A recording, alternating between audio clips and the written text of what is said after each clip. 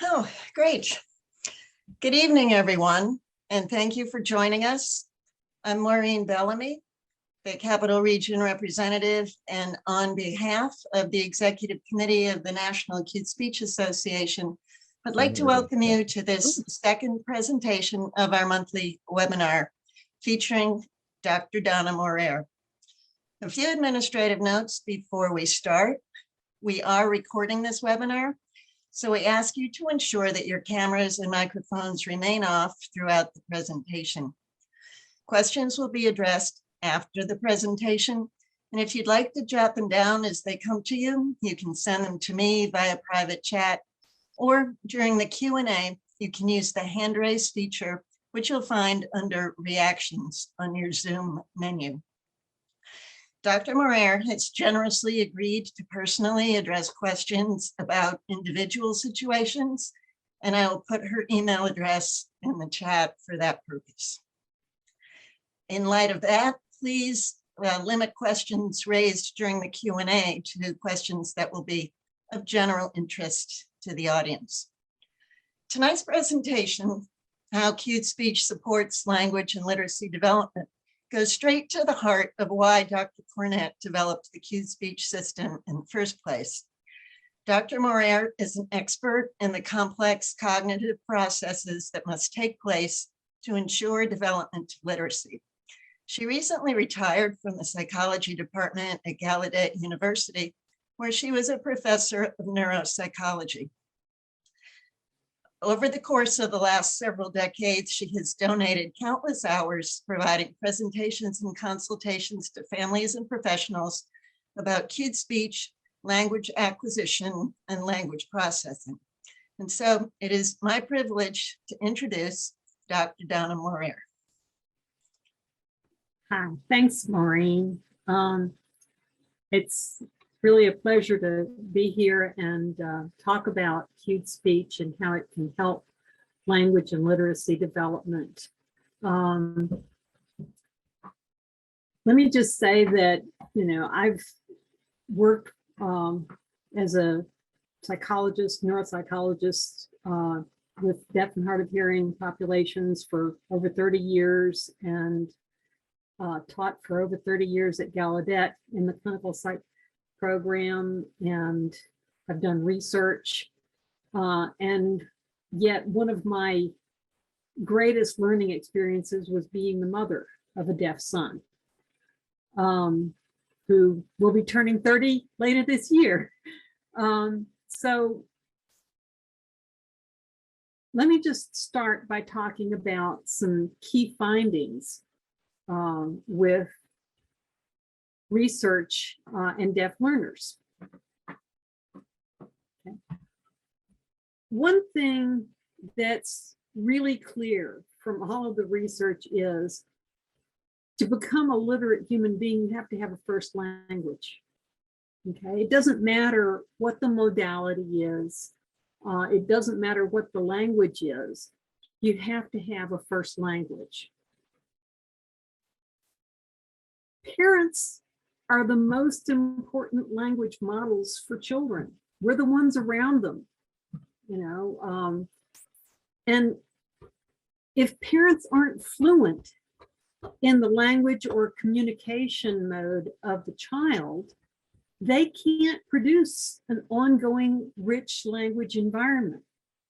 So we need to be able to be fluent in our child's accessible language. We're best able to model our native language. Now, we can do varying degrees of adequacy in modeling another language, but we're best able to model our first language. The second big thing about language and literacy research is that children need to know the syntax and grammar of their first language to have language and literacy success. And that's why it's so important for the parent to be fluent, because otherwise they give inadequate modeling of the syntax and grammar of the language, even if they can get individual words or signs to communicate concepts. So reading requires that an individual know the syntax and grammar of the language of print. And for most of us, we were reading English.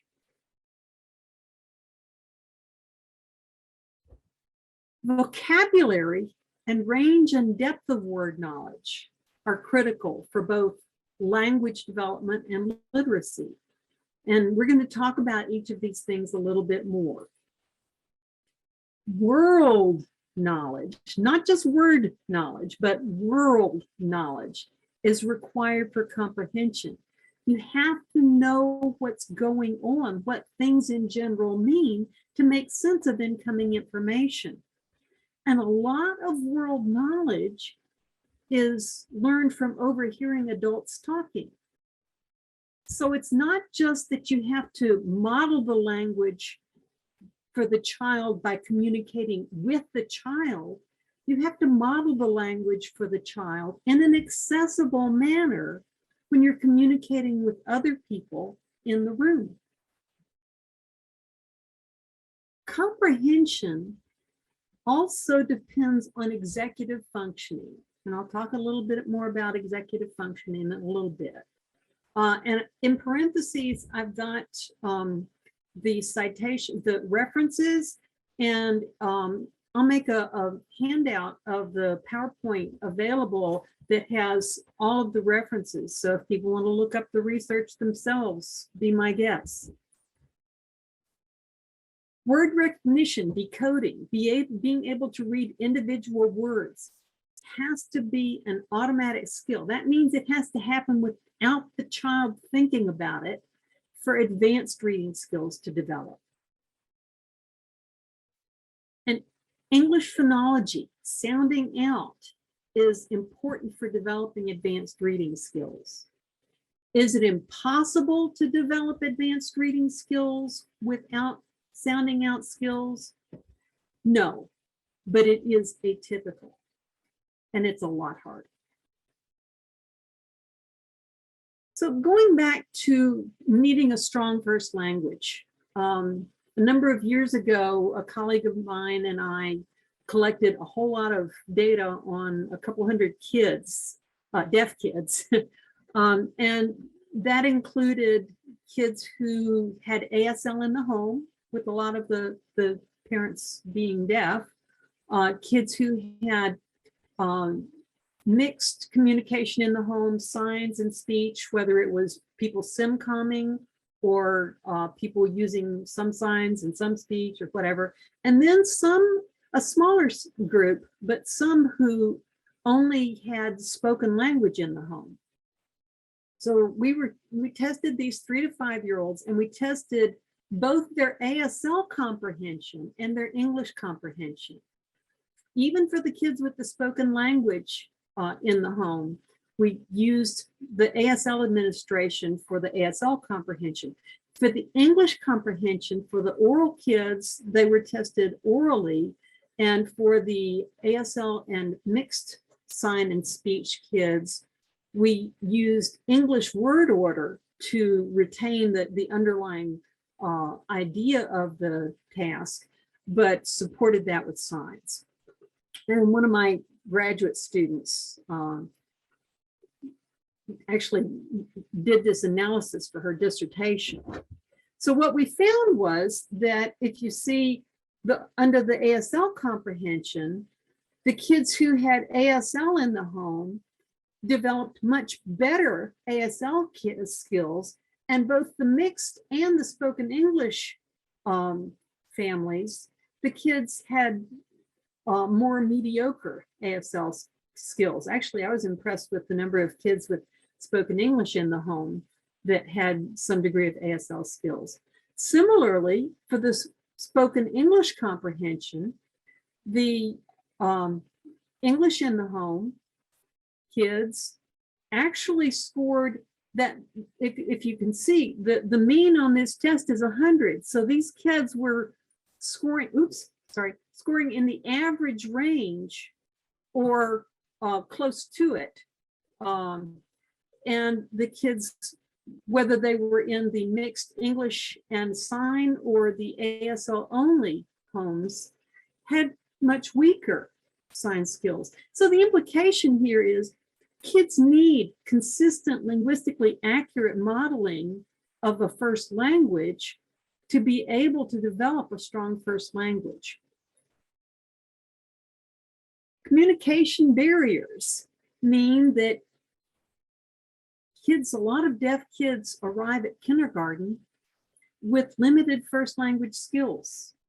Okay, this includes limited vocabulary, limited word knowledge, limited understanding of syntax and grammar, and limited knowledge of the world about them. Because if there are barriers to communication, there are barriers to information.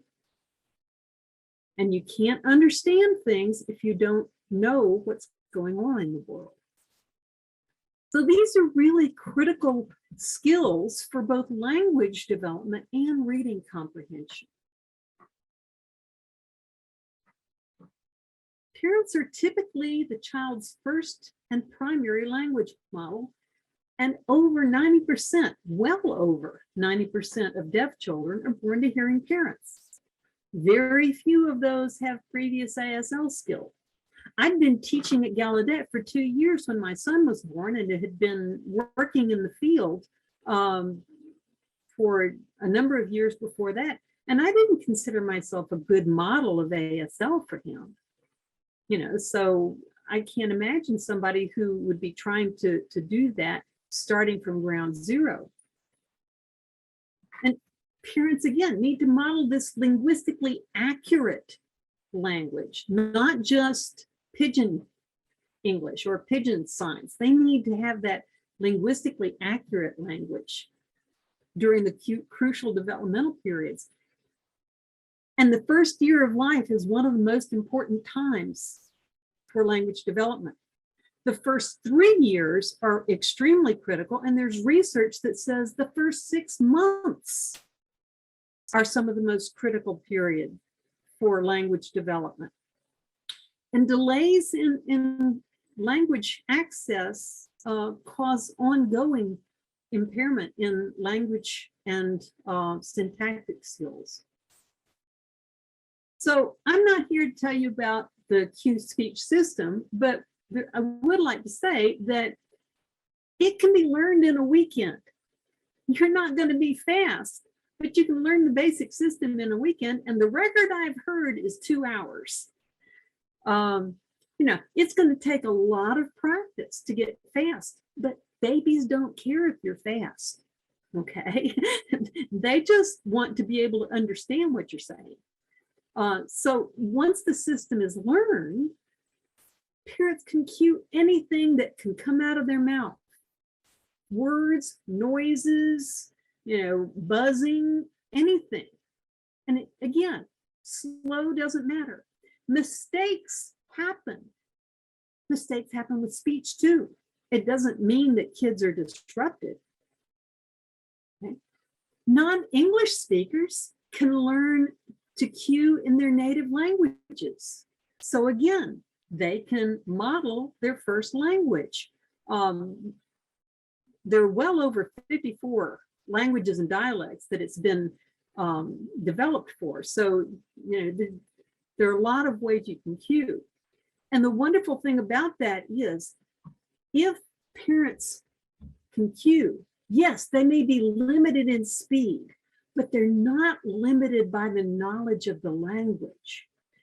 They're not going to see a helicopter and go, oh, I can't tell my kid what that is because I don't know the sign for it.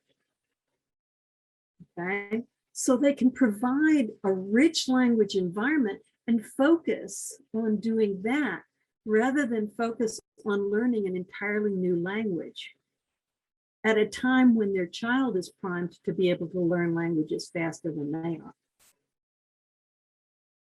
So language and literacy. There's been a lot of research that has shown that there's a relationship between early language development and reading skill. And again, There's research that shows if the child has good access to ASL, they have better access to literacy. If they have good access to English, they have better access to literacy. You know, the big thing is having a language, a good first language, is really critical. The other thing is that if you have a first language, you can develop a second language. Okay, so a delay in the first language causes broad problems. It causes deficits in all forms of language, signed, spoken, written, anything, you know. But early literacy or early language skill development in a first language can be used to bolster the development later. I had lots of deaf students, doctoral students, who didn't learn to sign until they were in college or even graduate school. And they're out there working in the field and people think that they're native signers, okay? They're big names in the field, but they just had good English, and so they were able to use that to learn ASL. And similarly, with good access to English, they can use their ASL skills to learn English if ASL is their first language. So, you know, spoken language can support ASL development. ASL skills can support spoken language development. Or English through print. Key is you have to have that first language. So how do you get to a first language? Well, hearing parents or adult deaf cuers or adult deaf people who have English as their first language and learn to cue later in life can model their native language using cued speech with or without voice. I mean, if somebody's totally deaf, you don't have to voice for them. If they use residual hearing, then voicing's great. Hearing parents can use the cueing system for their native language. So even if you're in the USA and your first language is Spanish or Aramaic or whatever, then you cue in your first language and your kids can be exposed to English using cueing through other adults whose first language is English. And if desired, ASL can be modeled either as a parallel first language or as an L2 by skilled signers. Similarly, deaf or hearing parents who are fluent in ASL can model first language in ASL, and English can be modeled either again as a parallel or as an L2 by people who are fluent in English using cued American English. Each language gets to maintain its integrity. That means you don't have to try to use some bastardized sign system to represent English. ASL gets to stay ASL. English gets to stay English. And that just makes it a much better approach for both languages. Advantages of cueing. It can be used in running speech, as can be seen looking at the transliterator. So there are systems that show you what the phonemes are visually, like visual phonics, but they can't be used in running speech. So they can't be used to provide a first language. Cueing can be used to provide a first language, and deaf children can learn their first language through observing cueing the exact same way that hearing children learn spoken language through hearing it. It's just through a different modality. Okay? And that way they can get exposure to the vocabulary, the grammar, the syntax, the world knowledge, all of those things that they need to understand both incoming language through the air and language in print. Hearing parents don't have to simplify their vocabulary and grammar because they're using their first language. So you don't have adults using baby talk with their 12-year-olds because they don't know how to sign things in a more advanced way. And adults can read books like Dr. Seuss that include things like nonsense words that provide wordplay with the sounds of language that really help with literacy development. So, sure, you can fingerspell, there's a walk it in my pocket. You can have walk it fingerspell, but that doesn't have the same impact as cueing it, because with cueing it, you can see the rhyming, you can see the wordplay. And the most important advantage of cued speech is parents can just be parents and naturally provide a rich language environment and lots of information. They can talk to their kids about everything, talk to their kids about the fuzzy tails on the squirrels and, how the cat purring, vibrates in its throat and all of these other things that might be complicated if they're trying to use a different language, even though they're simple.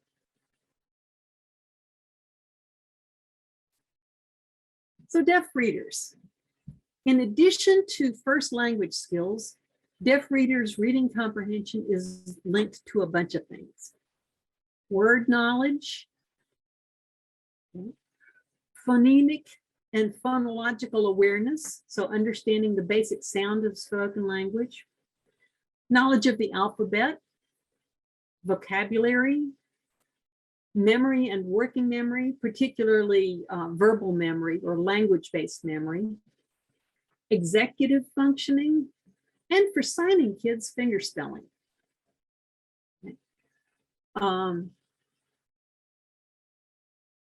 So word knowledge. Word knowledge is important for both language development and literacy development. And it's not just vocabulary. It's not just how many words you know. Yes, part of it is the range or how many words you know, but also there's the depth. Depth is knowledge about those words, multiple meanings of the words, connotations, how the other words around that word may change the meaning, things like that. So there are two different aspects of this word knowledge. So surrounding context is really important because since even when you have a word that has basically the same meaning, it might change a little bit depending on the other words around it. Okay, and the other words around it can help us identify which meaning of that word we're trying to use. And different words with the same meaning, and there are many, many words that will have the same basic meaning. One word may be more appropriate depending on the other words around it. And sometimes that's why you may read something written by someone who English isn't their first language, and you think, oh, that's a little stilted or odd the way they said that. It's because they picked the wrong word with the same meaning. And yes, it has the same meaning, but it's not the word that a native English speaker would normally use for that. So multiple meanings, multiple words, context. Buck heard the call of the wild. The referee called a foul. The boy called for help.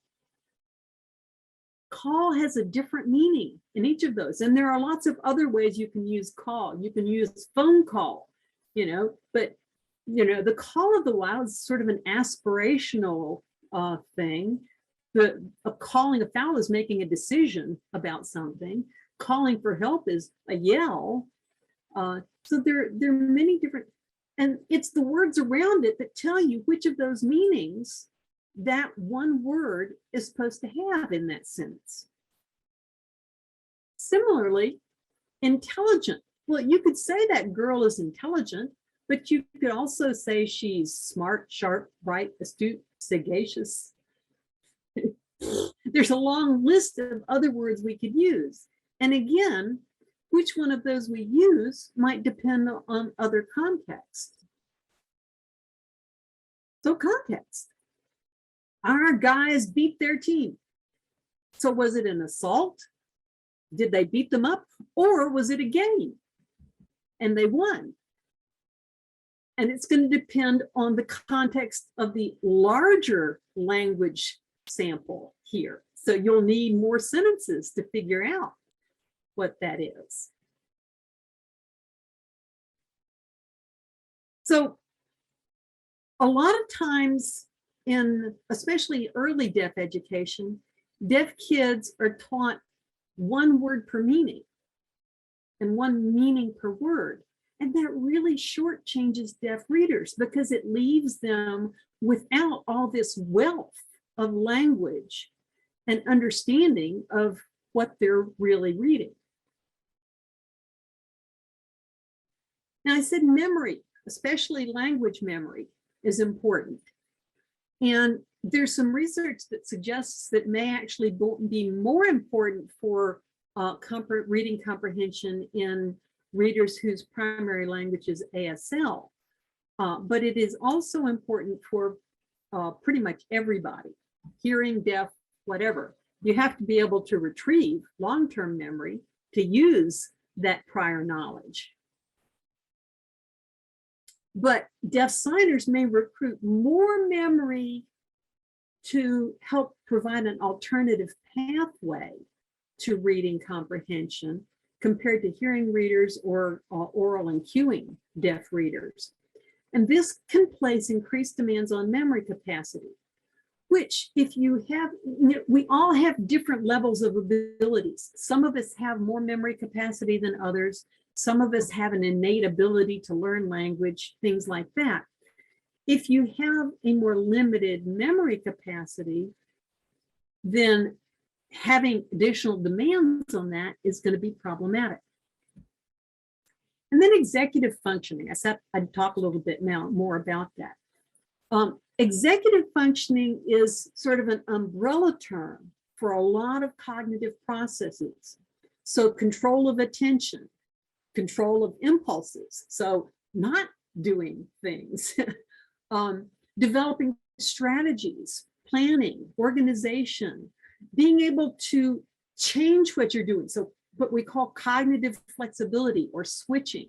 So if you're trying one thing and it's not working, instead of just continuing to try that, you try something else.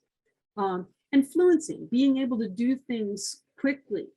And all of those things affect comprehension and an awareness of whether you're understanding or comprehending something or not.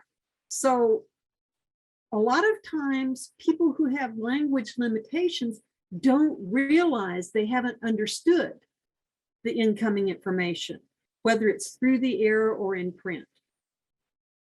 And so they need to be able to develop checks on whether or not they're understanding so that they can figure out and use repair strategies. So how can I fix this? Did I understand that?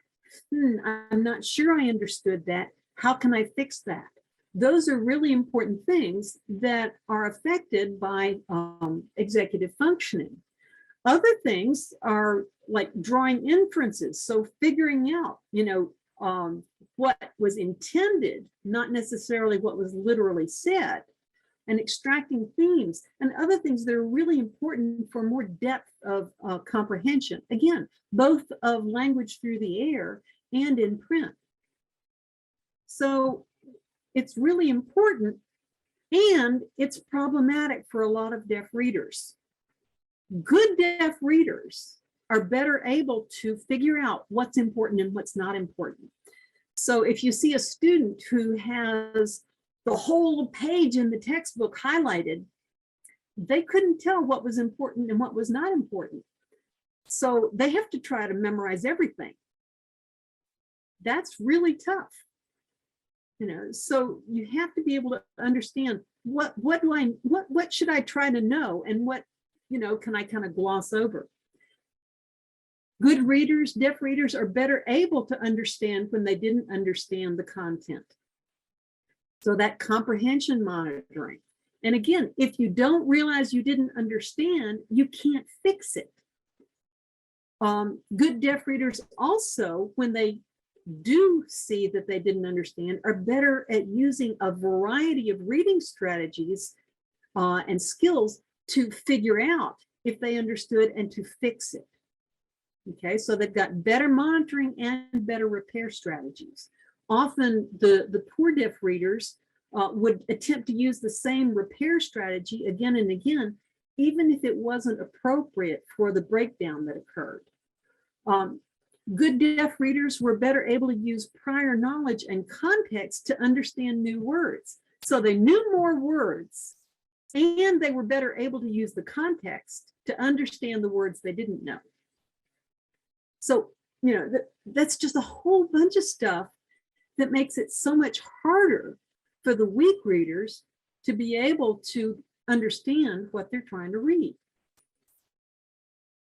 So we talked about executive functioning and memory and how they're important to reading and language. And the thing is, these things develop interactively. So language and executive functioning develop interactively. Language is needed for advanced executive functioning development. Okay. Executive functioning skills are important for the development of advanced language skills, okay, especially higher order comprehension. So language delays are associated with delays in executive functioning development. Executive functioning limitations are associated with poor language skills. So they affect each other. Similarly, verbal memory, language-based memory, you know, and I'm talking about whether it's signed or spoken. So I usually will say linguistic memory, but when, you know, language-based memory depends on language skills. If you have limited language skills, you're going to have limited language-based memory. And like with all other aspects of literacy development, you have to have a strong first language for these other areas of functioning to develop adequately. You have to have a good first language to develop advanced executive functioning, to develop verbal memory, and to develop literacy. Okay? And the great thing about this is, Cued Speech can provide that access for deaf kids. ASL can provide it for deaf kids if they have a good ASL model. Most deaf kids don't. Reading is complex. I love this diagram, and I use it in pretty much every talk I give on literacy, because it gives such a good demonstration of how, and this only shows part of what goes into reading. Okay, so this is just a limited set of balls, but it's a complex process that requires us to juggle a lot of thought processes at the same time. And, you know, you have to have automatic processing of print, because if you're juggling those balls and you don't have automatic processing, so that you have to think about recognizing individual words and think about analyzing the syntax and grammar, all of those other things drop out. You're using so many cognitive resources, so much brain power doing the basic stuff, that all the other balls fall out. So cognitive resources, brain power. When we're trying to analyze incomplete incoming information, that uses up more resources. Whether it's because you are speech reading, trying to use residual hearing, trying to receive signs when you don't have adequate sign skills, or trying to read when you have inadequate reading skills. analysis of incomplete information or limited skills in analyzing that information causes, first, you have to use more resources for analysis that would normally be used for higher order comprehension. So you don't have the ability to do that higher level analysis because those balls are falling out. You have limited process for long-term storing. So you're spending so much time trying to get the message that's happening right now, you can't learn it. You can't put it back in your brain to save for later. So learning is affected. And it decreases the ability to process complex grammar so that deeper understanding of things is limited. The great thing about cueing is cued language clarifies incomplete or ambiguous auditory and visual language. And that facilitates the development of the first language. Once you have the first language, you'll have better ability to do that automatic processing of the basic tasks. So you'll free up resources for higher level analysis, for storage, and for all the other things that you need to be doing.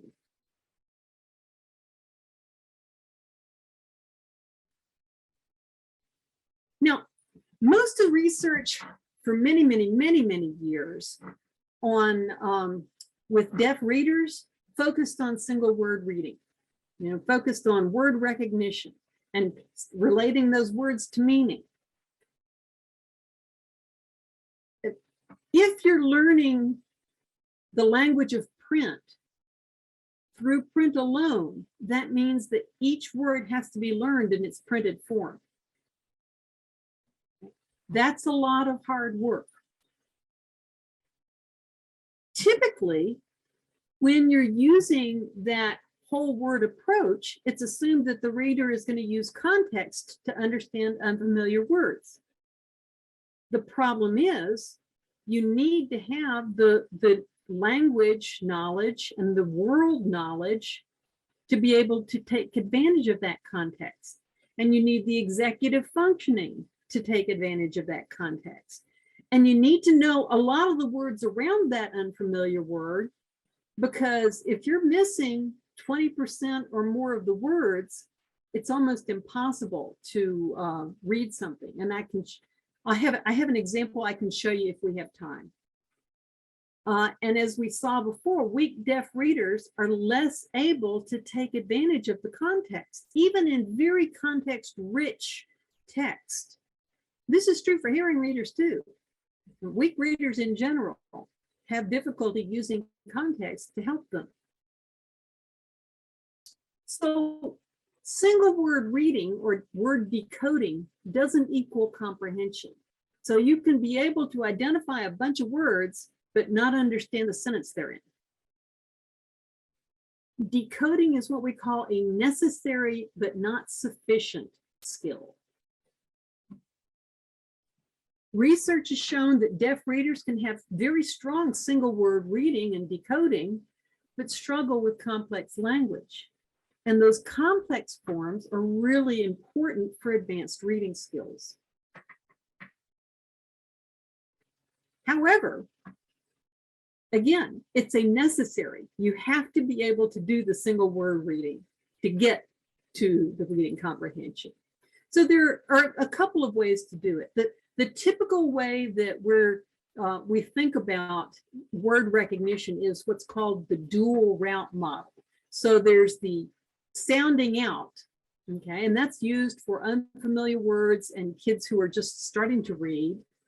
And then they sound out the word and then they relate it to that huge list of words that we know by the way they sound in our head and get to meaning that way. Then there's the whole world or the lexical access where they've seen that word and been exposed to it and associated with meaning often enough that they get to it right from just seeing the word in print. So these are what's called sight words. And it's a lot faster.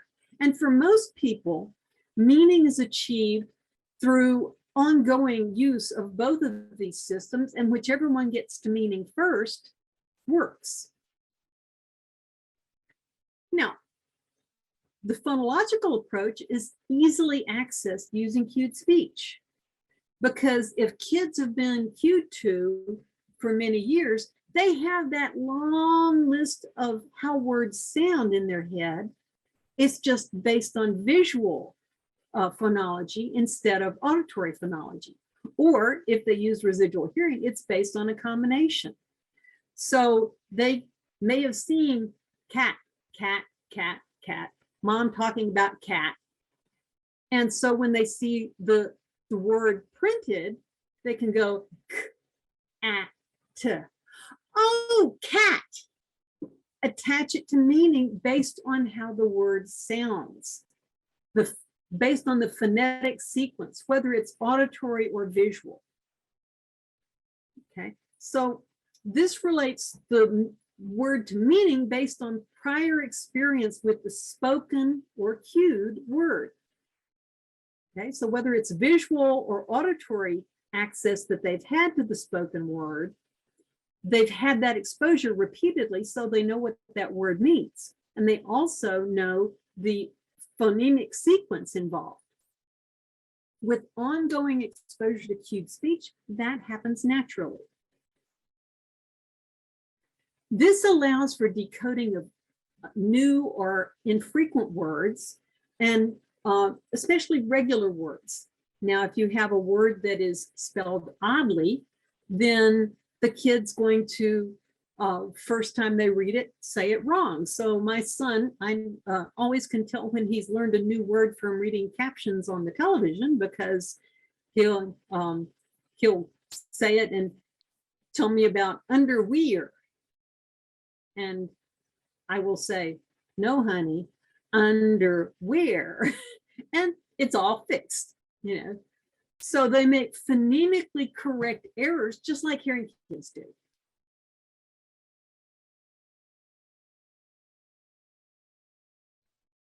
The other main route, that print-based route, goes directly from they've seen, you know, after they've read so many things about cats, they've seen that word so many times, they automatically know what it means just based on seeing the word. Okay, but it takes a lot of exposure, a lot of exposure. Each word has to be learned in its printed form. That's hard work. It's time consuming. And it adds those memory demands to the task. It's a very fast, efficient route, and it's great for irregular words like yacht. You know, so it's an important route, but used in isolation, it is hard. It is hard to be a successful reader using that route alone. And again, new words either have to be looked up or taught, or meaning inferred from context if you have enough other information to make that inference. Regardless of how they decode, whether it's phonological or sight word, it's got to be automatic. It has to be done without them thinking about it for most words. One size doesn't fit all. Some children can learn to read through the whole word method. And some kids used a sign to text based, sort of a sign-based lexical approach. I have tested a kid years ago who the only way he could access print was through fingerspelling. He had trouble doing that sign to text relationship development. And so he had to fingerspell everything that he read, but he was able to do that. But for most kids, the research suggests that the best, most accessible way to develop early reading skills is using that sounding out or phonological route. And again, accessible through cued speech. Phonological awareness is an important part of that sounding out process. It depends on a person's ability to discriminate individual phonemes, the basic unit of the language. A lot of phonemes are hard to distinguish, even for hearing children. I can't distinguish the sounds for M and N unless I see the speaker, personally. A lot of people have trouble with eh and I. So, the great thing is we can make all of those sounds extremely clear, even clearer than spoken language for hearing children through cueing. Okay. And a lot of deaf and hard of hearing children have trouble with phonological awareness, and we can simplify their access just by cueing. It clarifies ambiguous phonemes so that even a hearing person who can't distinguish eh and I can see the difference between chin and throat. So that makes it accessible. Another great thing is that phonemic awareness activities can be done using cued American English or cueing of the language that's being spoken. So parents, teachers, therapists, anybody can do phonemic awareness activities with deaf kids if they just cue with them.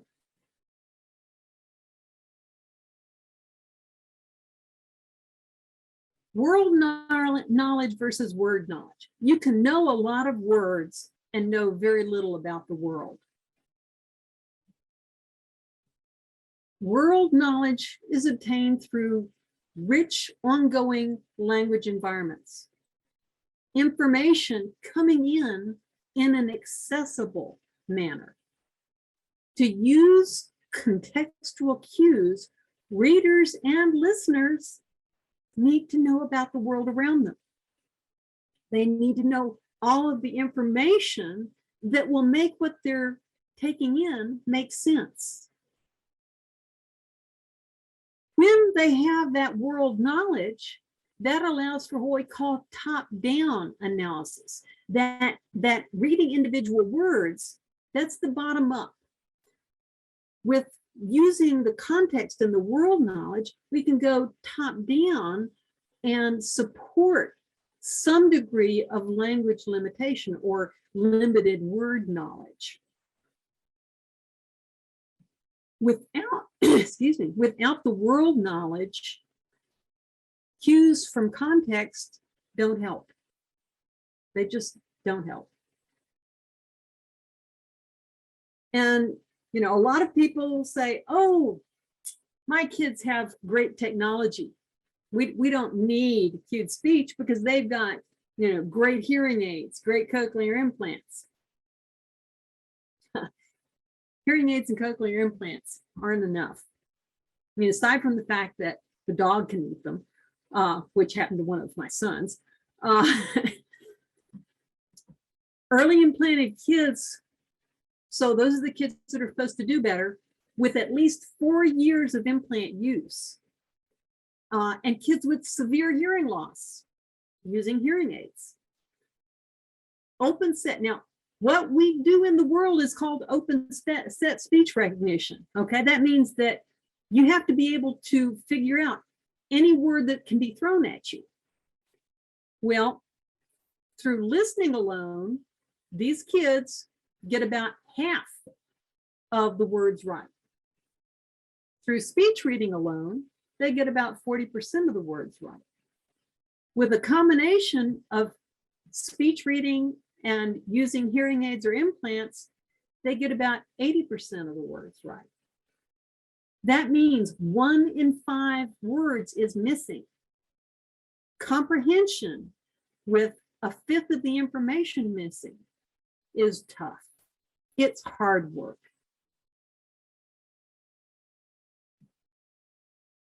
And then we talk about noise, because that research was in an ideal listening environment, in the audiology booth.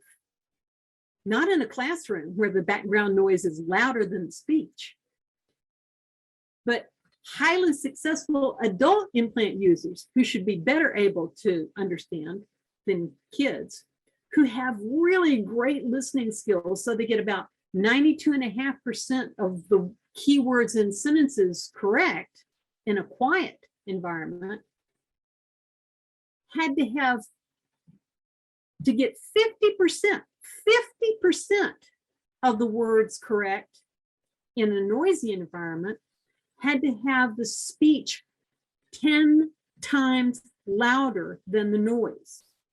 Show me a classroom where the speech is 10 times louder than the noise. It doesn't exist.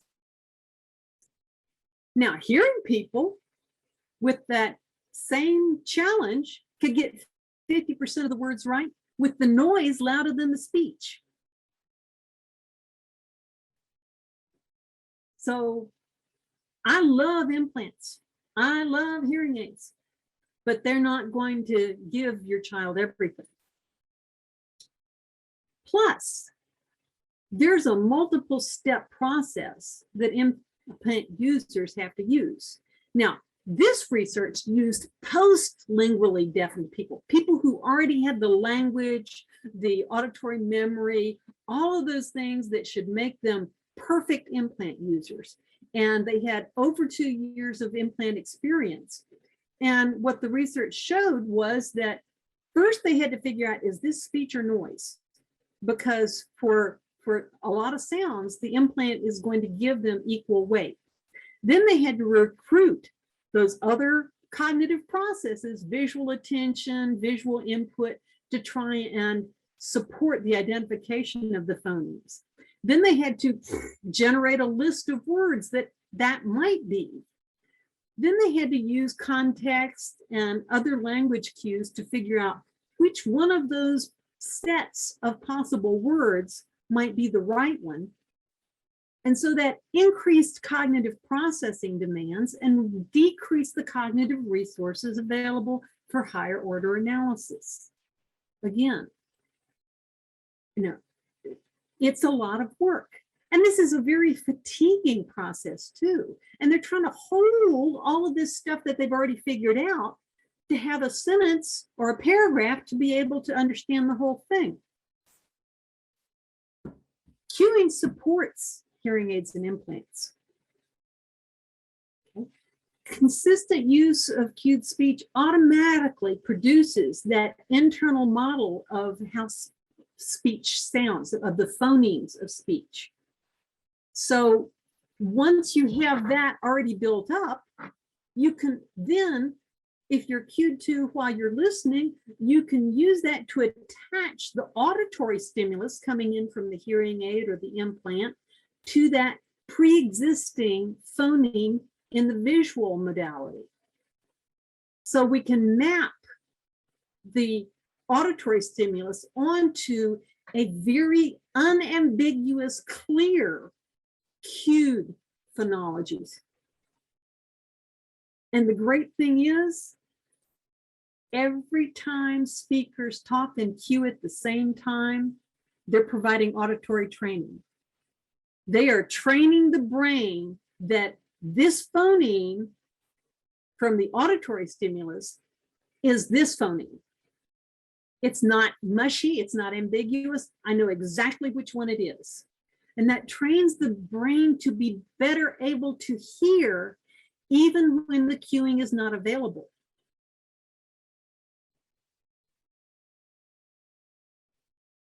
So, benefits of cued language. It releases cognitive resources for advanced analysis. It lets families use their first language. It decreases misperception and miscommunication, isolation, and fatigue. Trying to speech read or use a combination of speech reading and incomplete auditory information is exhausting.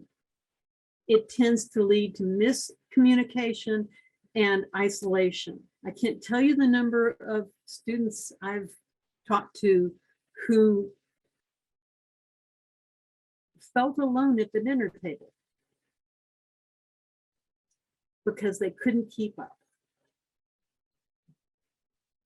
It enhances language development. It enhances world knowledge. It enhances phonological awareness, supports executive functioning and verbal memory development, and other skills that are needed for higher order comprehension. It supports advanced reading comprehension. So the take-home message, I always like take-home messages. Ongoing accessible communication is required for deaf children to develop a first language, to develop a wealth of world knowledge, to know what's going on around them, and to develop reading comprehension. A first language can help to develop other cognitive processes that are necessary for advanced language and literacy skill development. If parents' skills in their child's primary language, primary mode of communication are limited, first language development is limited. Hearing parents need a communication approach they can learn quickly. Remember, those first 6 months, first year, first 3 years are the most important times for language development. They need to be able to apply it immediately, even if they're incredibly slow. Kids don't care if you're slow.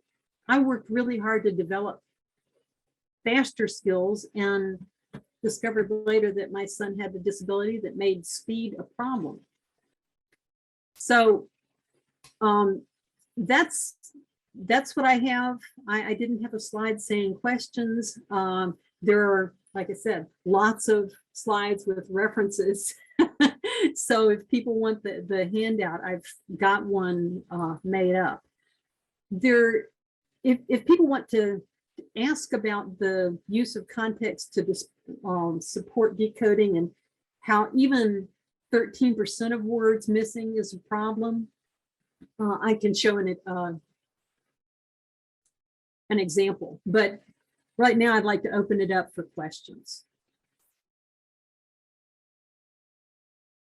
Thank you.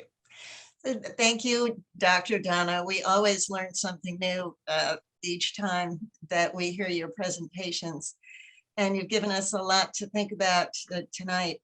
And for those of you who have decided from listening to her that you would like to learn the Cute Speech System, I did post some upcoming classes in the chat. There are some virtual classes coming up, as well as in person with a couple of camps later on in the summertime. I think we have a question or two in the chat, and you can continue sending those there, or if you would like to raise your hand, you can go ahead and do that on your Zoom menu in the section called Reactions.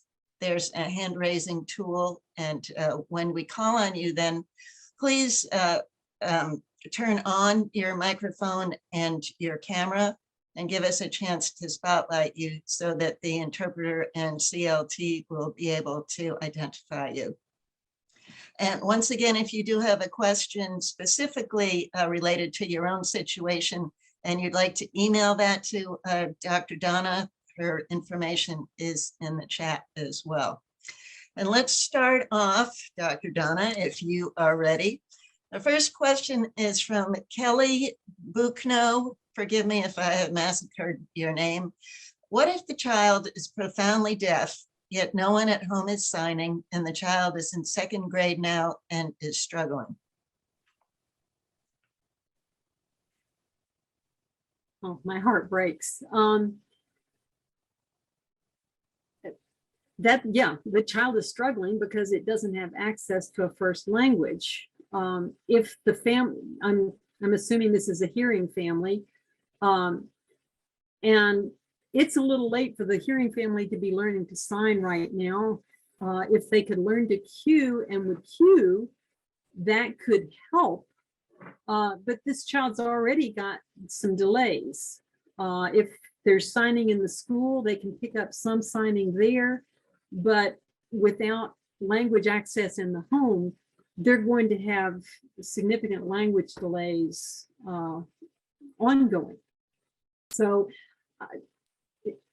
that's really late for them to start learning how to sign because they've got to learn from scratch.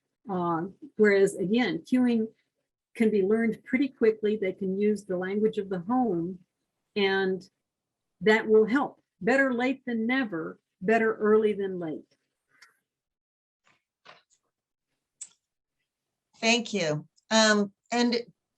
Would you like to stop the screen share, or do you have something that you'd like to put up on there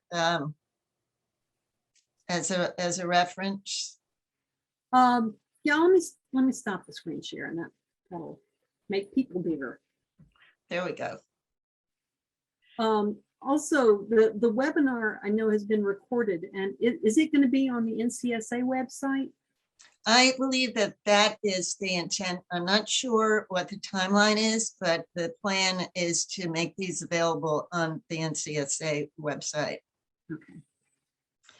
And we have another question from Pamela Holly, who says, my DHH preschool in my district recently started using visual phonics.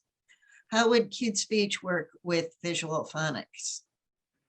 Visual phonics is fine. It does help with single word decoding. The problem is, like I said, you can't use it in running speech. So although it will teach the child how to decode k, a, t, it doesn't develop that internal model of k, a, t is cat.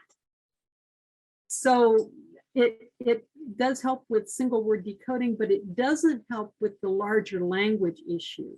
You can use them both, but if you're using Cued Speech, you don't really need the visual phonics, although it does show how some of the articulators are actually working. So it's really good for speech therapy, but not language development.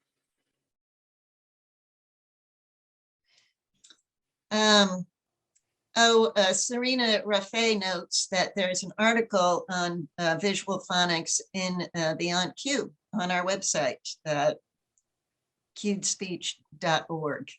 The latest issue just came out. Yes, some of the original proponents of visual phonics have actually switched over to doing research on Cued Speech, because what they saw was the kids can get better word decoding, but their reading skills don't show what they were expecting in the way of improvement because of the language exposure. Polly Earl asks, have you ever run across a child who was unable to process the cues despite being surrounded by accurate, rich cueing models? One, yes. It's, again, every child has strengths and weaknesses. I ran across a kid who had difficulty with the sequential aspects of the language sequencing aspects of cueing, and she wound up doing better with signs. More often, I've seen even in deaf families, kids who had problems with visual spatial processing, so they couldn't process signs, and suggested using cues. I knew one family, deaf parents with deaf kids, who one of their kids had a problem with visual spatial processing, and he had more residual hearing, so they had put him in an auditory program, even though the family was deaf signers. So yes, you can have individual children who have specific cognitive difficulties that make almost anything difficult to learn. On the other hand, my son is not only deaf, he has a profound inborn language disorder and slow processing of both auditory and visual information. He got auditory access through an implant. And through a combination of cognitive interventions and cued speech, he was able to develop not advanced language skills, but adequate language skills. And once he started picking up English, he was able to start picking up ASL, which he couldn't pick up either. So yes, my ideal is throw it all at them. You know, give them access to good models of ASL by people who know ASL. Give them access to good models of English by people who have good English skills and can cue. Throw everything at them, so maybe one of them will stick. You know, it's not going to hurt. Deaf children aren't stupid. Most children around the world are exposed to more than one language from early childhood. Deaf kids can do that too. That's not a problem. Yeah. So give them all access. Along those lines, I know you have some experience, a good deal of experience with working with children who are deaf plus. And how do you think that cued speech fits into a program for kids who might have learning disabilities, autism, auditory processing disorder? That's a whole nother presentation that maybe I'll do in a few months. I have a whole presentation on that. There are actually a number of reasons why cued speech can be particularly helpful for kids with autism, with auditory processing disorders, with learning disabilities. My son is my gold standard. He had, according to the Montgomery County, Maryland school system, the team that does interventions for language impairment, he had the most profound language impairment they had ever seen in a child with normal intelligence. Through cued speech, he can decode a college textbook and read it aloud.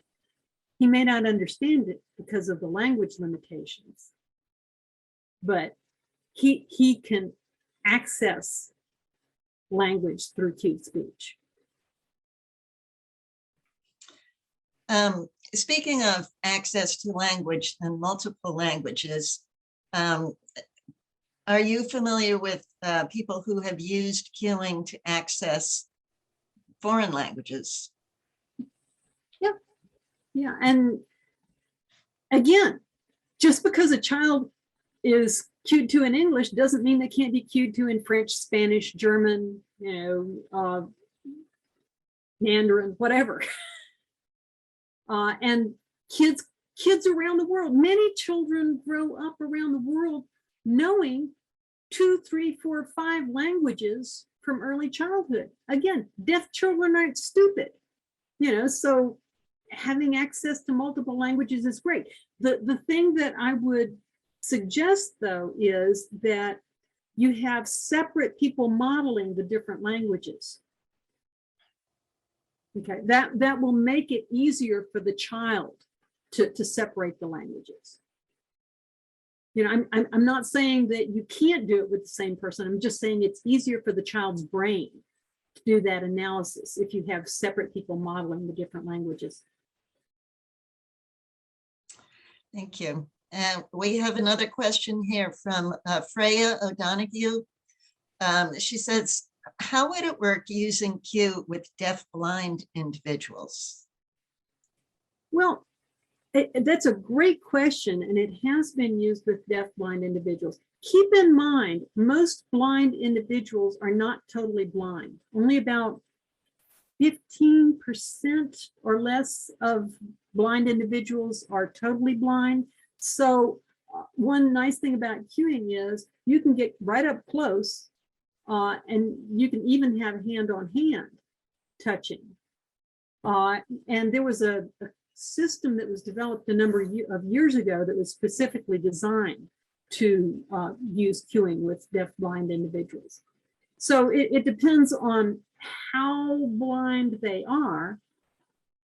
And I used it with a young child who had optic neuropathy in addition to auditory neuropathy. It was a a vaccine issue that they had multiple neuropathies, and they had very little vision, but because you can get up close and personal and you don't have a broad range, because he had trouble with eye tracking, he was able to learn using cueing.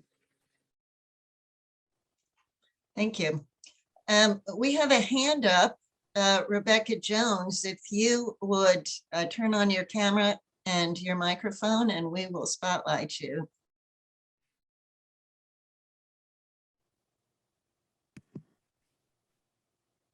The camera, oh, there it is, start video. Okay. Yeah, I just wanted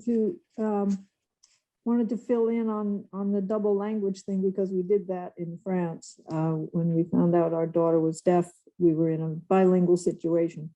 So we began cueing in English first, then we moved to French as well. Although one of the things that I was really glad I did was to teach French cued speech to a little neighbor girl who loved to play with our daughter. And I said, look, I'm going to hire you for 4 hours every Saturday morning. And all you have to do is cue everything you say. You can play with her however you want.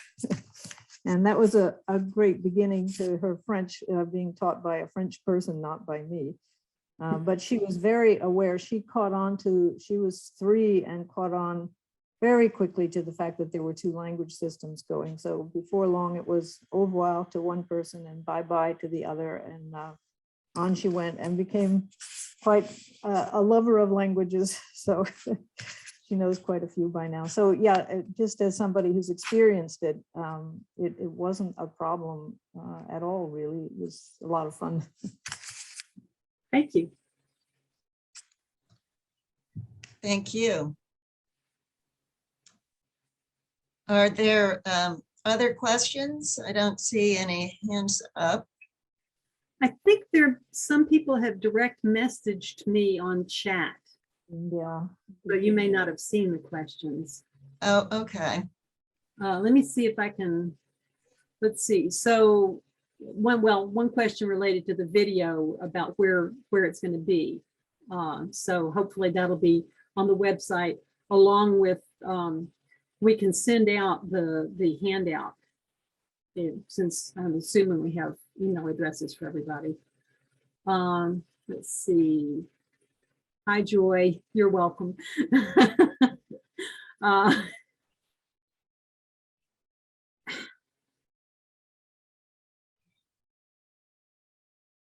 So cueing, okay. People who learn to cue English first can learn ASL by interacting with deaf people who use ASL. Just the same way that hearing people can learn ASL. Most of the Cue kids that I know have at some point learned to sign. A lot of them were in Cue classes as elementary students, and then in middle school, there were all of the deaf kids got together, and so they saw the signing kids signing, and they started picking up signing from them, and it went from there. They can take ASL classes, but a lot of the times it's just through interaction with other deaf people.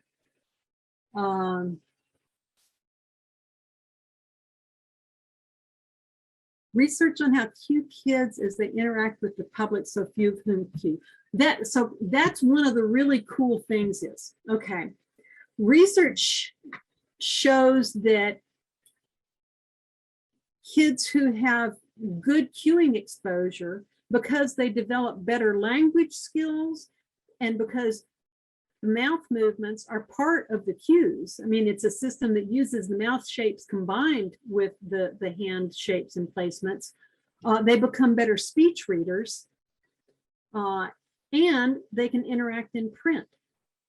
So there are a lot of cueing deaf adults out there who are doing great interacting with the world at large that doesn't cue.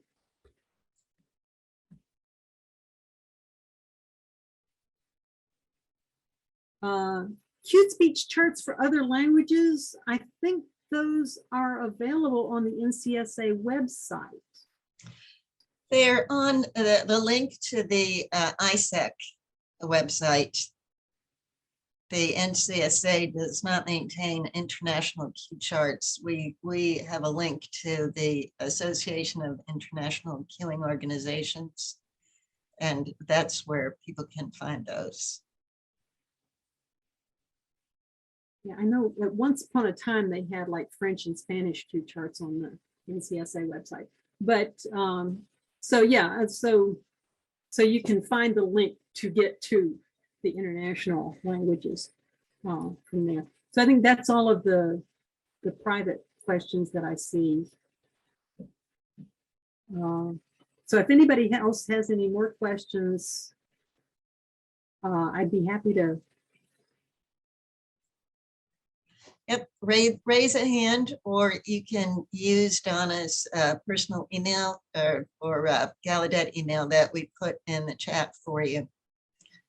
Yeah, if you have specific questions about your child, I'd be happy to respond to an email. Yeah.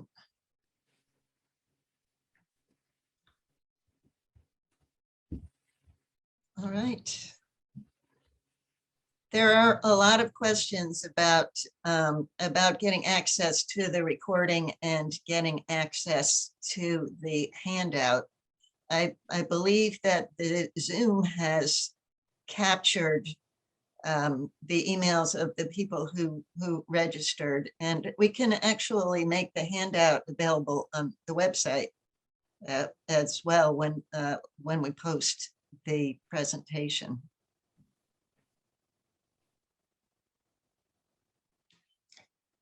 Well, thank you very much, Dr. Moreira. It was a fascinating presentation, and you are truly a wonderful resource. We hope that everyone enjoyed this presentation and remind you to keep an eye out for upcoming webinars. In March, there's going to be an interview with an NCSA scholarship winner, and another later presentation will be about your home as a language learning laboratory. So thank you very much, Dr. Moreira, and thank you all for coming tonight. We hope to see you again soon. Okay, and if you send me an email at my Gallaudet email address, in the subject line, put something like NCSA meeting question so that I will be alert to find it, because I get lots and lots of emails in there. So I don't want to miss one. And I'm posting last call on the upcoming virtual classes for anyone who might have missed what was on there. And the in-person training, the camps should be available on the NCSA website as well. Again, final comments from any of our board members?